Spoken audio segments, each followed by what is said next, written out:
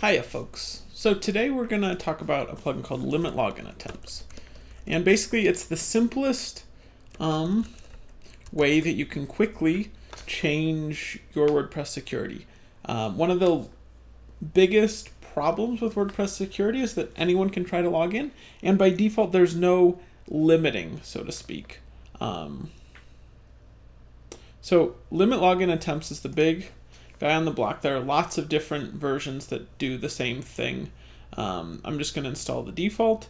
It's not been updated in 5 years, which is kind of the reason a lot of people don't use it, but it still works great. But that's why all of these other ones exist, is basically for that purpose. So I'm going to install and activate Limit Login Attempts. And what it does is it makes it harder for someone to, say, brute force, which is where they just try to go to a WordPress site and type in all the username and password combinations they want, and WordPress just lets them.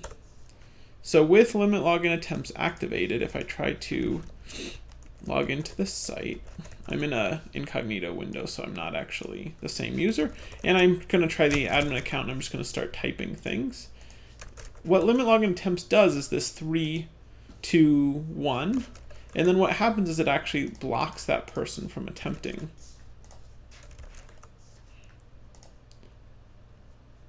So it blocks me for 20 minutes from logging in. So it just like stops me from trying more than 3 times in a hour, or 3 times in 20 minutes. So that's great because people who just want to go to your website and try the password, and then the password with the letter 4 and so on, can't do it. So that's Limit Login Attempts. It's a really great, simple plugin. Nothing complicated about it. It is a little weird that it's not been updated in 5 years, but it's because it works great and does exactly what you'd expect. So I'm locked out of my WordPress site in all cases because it's blocking by the IP.